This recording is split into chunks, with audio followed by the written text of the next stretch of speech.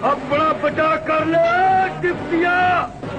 आज तक के थाने बर्बाद कचहरियां वीरान कर दे। 9 जनवरी 1996 की बात है। सुल्तान राही इस्लामाबाद में अमेरिका का वीज़ा लगवाने के बाद जीटी रोड से वापस लाहौर आ रहे थे। इनके ड्राइवर हाजी हसन उनके साथ थे। गोजरानवाला बाईपास पर उनकी गाड़ी का टायर फट गया। हाजी हसन जैक लगाकर टायर बदलने में मसरूफ़ हो गए कि 2 नकाबपोश डाकुओं ने सुल्तान राही की तलाशी लेने की कोशिश की। सुल्तान राही डाकुओं के साथ गथम-गथा हो गए। डाकुओं ने घबरा कर फायर कर दिया। इन गोली सुल्तान राही का जबड़ा चरती हुई दिमाग से पार हो गई। डाकू फरार हो गए और हाजी हसन मुख्तलिफ गाड़ियों को रोकने के लिए इशारे करते रहे मगर कोई भी गाड़ी ना रुकी। हाजी हसन ने किसी न किसी तरह करीबी पेट्रोल पंप पर पहुंचकर पुलिस को वक़ूआ की इत्तिला दी। सुल्तान राही के जसद फाकी को डिवीजनल हेडक्वार्टर अस्पताल पहुंचा दिया गया। सुल्तान राही के कत्ल की खबर गोजरानवाला शहर में जंगल की आग की तरह फैल गई और उसके परसतार जख्म दर्जुक अस्पताल पहुंचना शुरू हो गए। पोस्टमार्टम के बाद सुल्तान राही की लाश लाहौर मुंतकिल कर दी गई।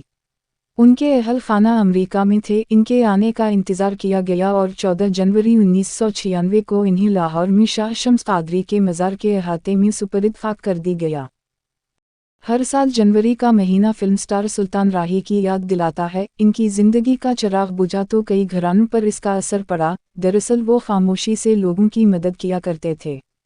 सुल्तान राही तो फ़न के शहीद थे। उनकी किसी शख्स से कोई अदावत नहीं थी। वो अपने लिए नहीं बल्कि लोगों के लिए शब वाओ रोज़ स्टूडियो में काम करते थे। फिर फिल्म इंडस्ट्री पर जवाल आ गया। फिल्म प्रोड्यूसर, ड्रामा प्रोडक्शन में आकर ड्रामा सीरियल बनाने लगे।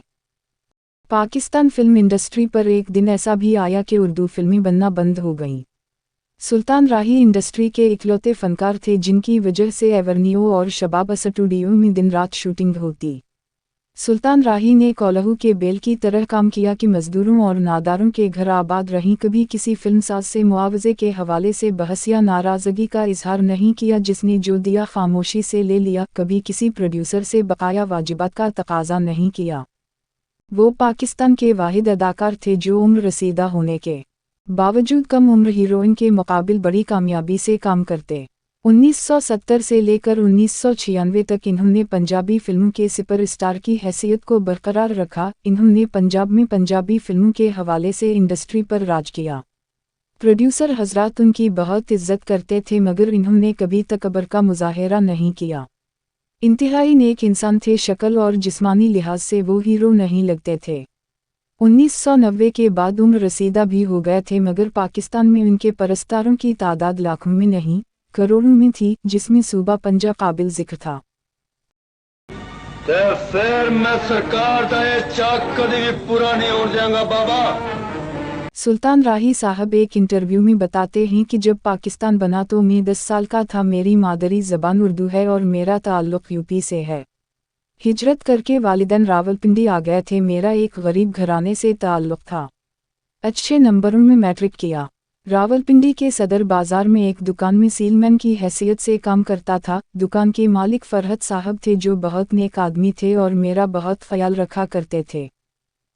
की गल है आज तुम मनु जग्गे दी मां ही नहीं लगी।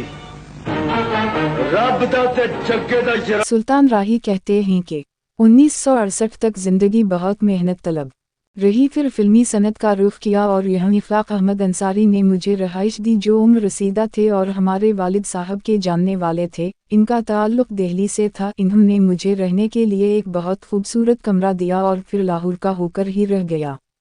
फिल्म बागी में मुसर्रत नज़ीर और सुधीर के साथ काम किया।